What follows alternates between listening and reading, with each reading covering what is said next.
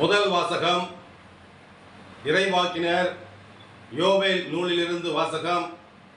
அதிகாரம் 2, இறைவார்த்தைகள் 12 முதல் 18 முடிய.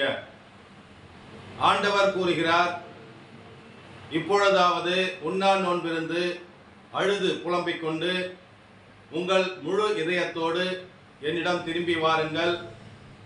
நீங்கள் உங்கள் உடைகளை கிழித்து கொள்ள வேண்டாம், இதயத்தை கிழித்து கொண்டு உங்கள் கடவுளாகிய ஆண்டவரிடம் திரும்பி வாருங்கள். அவர் அருள் நிறைந்தவர், இரக்கம் மிக்கவர், நீடிய பொறுமையுள்ளவர், பேரன்பு மிக்கவர், செய்ய கருதிய தீங்கை குறித்து மனம் மாறுகின்றவர்.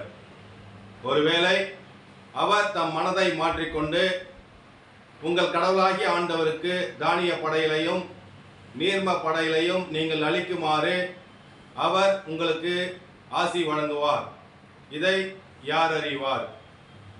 சீயோனிலிருந்து எக்காலம் ஊதி எச்சரியுங்கள்.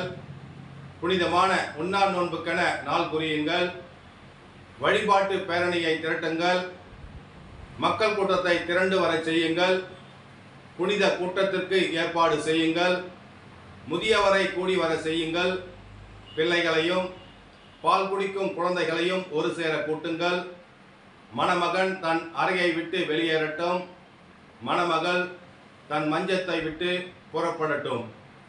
அப்பொழுது ஆண்டவரின் ஊழியர்களாகிய குருக்கள் கோவில் மண்டபத்திற்கும் பலிபீடத்திற்கும் இடையே நின்று அழுத வண்ணம், ஆண்டவரே, உம் மக்கள் மீது இரக்கம் கொள்ளும், உமது உரிமை சொத்தை வேற்றினத்தார் நடுவே நிந்தைக்கும் பழிச்சொல்லுக்கும் ஆளாக்காதீர் என சொல்வார்களாக.